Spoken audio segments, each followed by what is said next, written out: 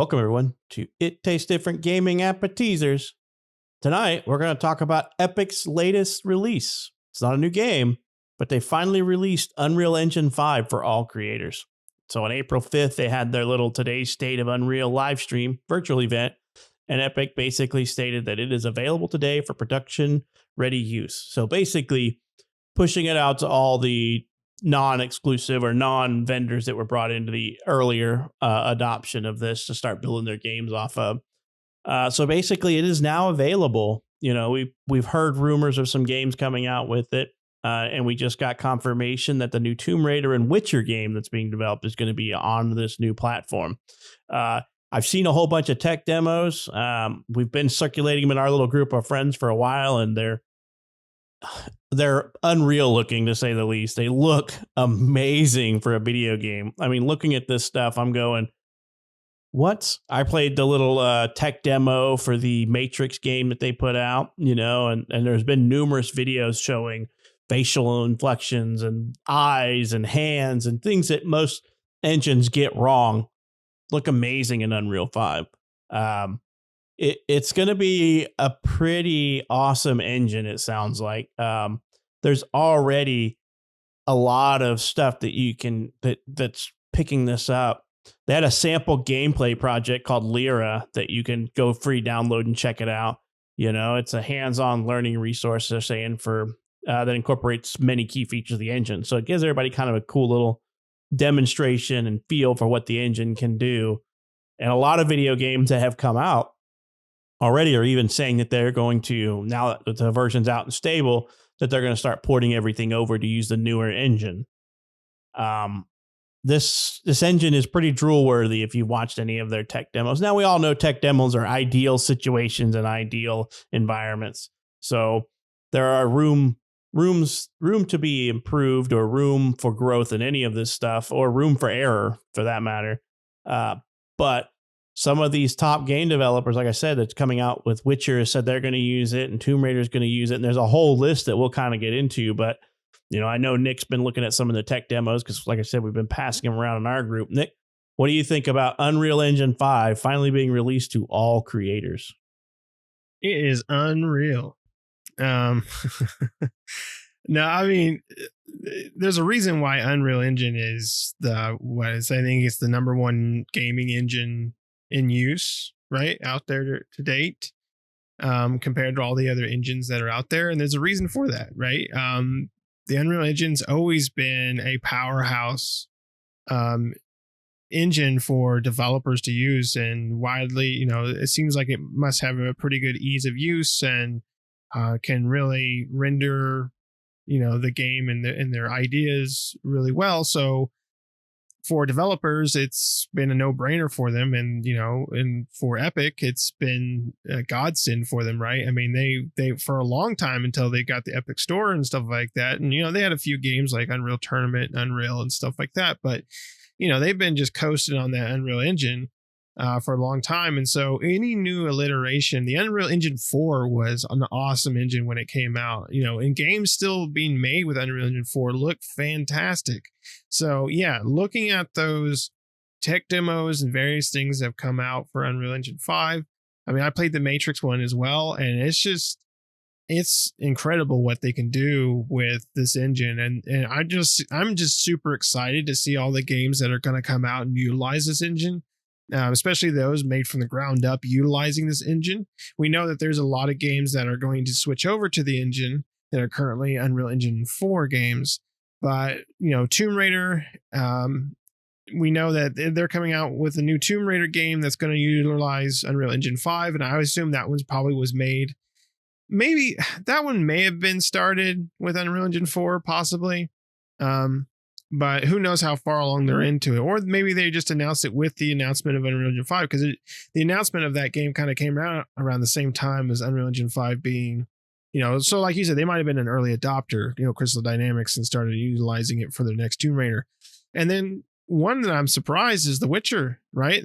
CD Projekt Red has their own engine. So I'm surprised that they're going to use Unreal Engine for the next Witcher game.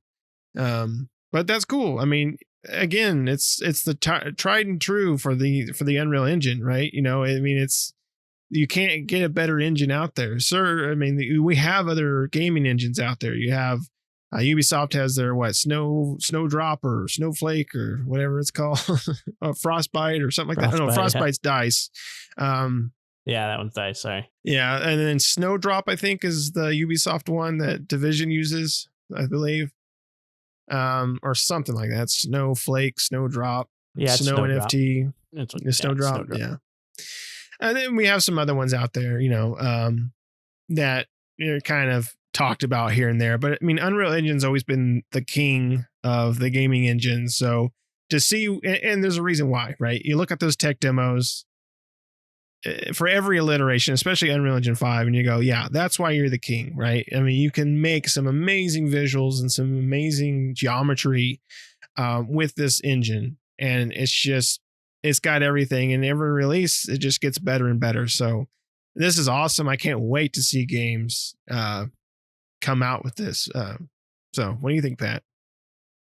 Yep, as you mentioned, there's so many engines out there, and Unreal just keeps pushing along. They got that Cry engine and just different engines for different types of games, right? As you mentioned, Frostbite and then Unreal and Ubisoft Snowdrop, which they use in Division. And then I cannot believe when CD Projekt Red said the same thing. They have, I think it's called Red Engine. It's not very, it's Red Engine is what they called it. So, and then we can never forget about Unity. They did like Ori and all that stuff. So there is just so many engines out there, but Unity, Unreal is you're always hearing about things that they're doing and that they're publishing. And then you got these AAA studios that are behind them developing their games for them. And, I was kind of going through the list of confirmed games, and some of these games I hadn't heard of, but man, they look pretty awesome from their still images. They're just still images from a lot of these. But like Nick, I did play the same thing, the little Matrix Awaken tech demo, and it looked pretty darn good. Movement and fluidity, obviously there's not much to it. It's just moving around a big city with moving cars and terrain and stuff like that and things like that. So it's just kind of cool to see what the textures look like and how the game performs, really, with all these added extra layers to it.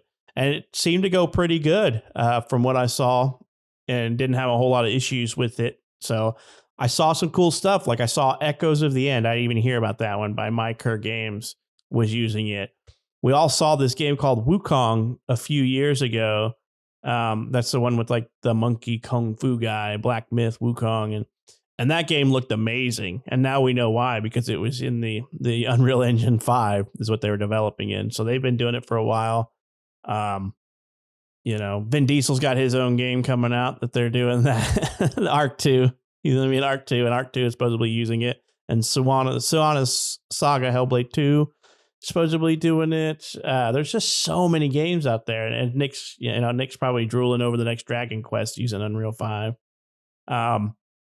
So many games, and then obviously Stalker 2, Heart of Chernobyl, but we all know that game is on pause right now due to the crap over there in Ukraine with Russia.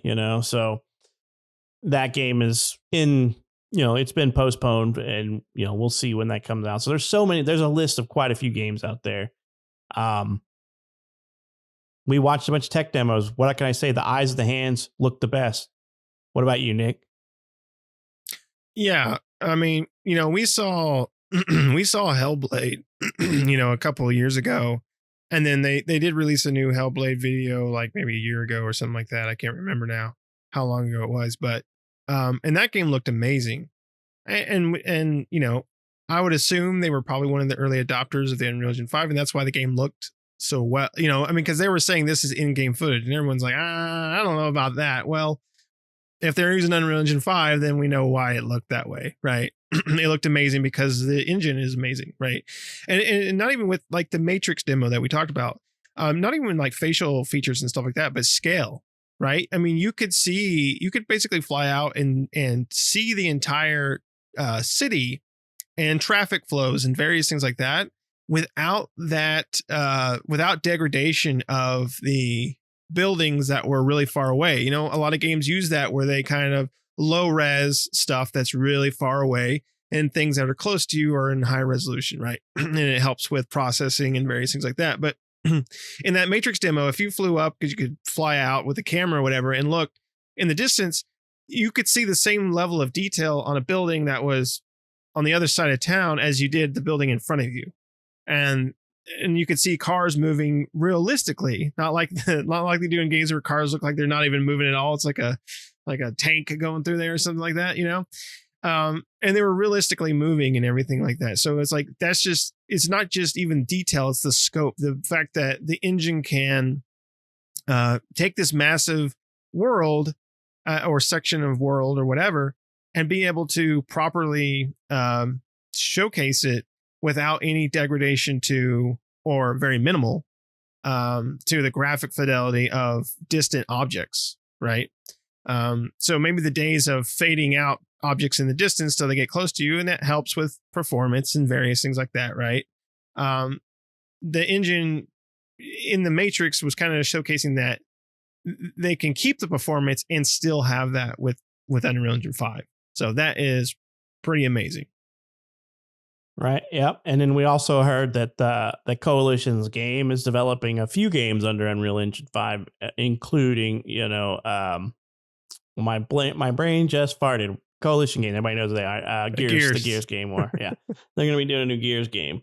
So I'm just looking forward to what's going to come out. Like I said, there's lots of tech demos and stuff like that. And then I guess there's an MMORPG being developed called Legend of Ymir, and they showed off some stuff from that. I'm just like, this stuff looks amazing. And a lot of games, for me being a graphics snob, you can hook me by some really cool looking graphics and really good looking stuff. And then so they could probably get my money early on just by looking good, even if the game's crap. But I'll tell your game's crap, and then I'll get hooked because I'm like, ooh, that looks pretty and that looks cool. I want to do that, and you get in, and it's just not as fun of a game. It looks very nice, looks very great, but it doesn't play very well. So I mean, that's on the game developer, not the engine itself. So I'm looking forward to seeing what these guys can put out. What they're going to, what people are going to develop on this engine. I think the current engine's it's been in development for a while, but it wasn't fully released till 2014. But they had some early adopters in 2012 or 2011 or something like that. So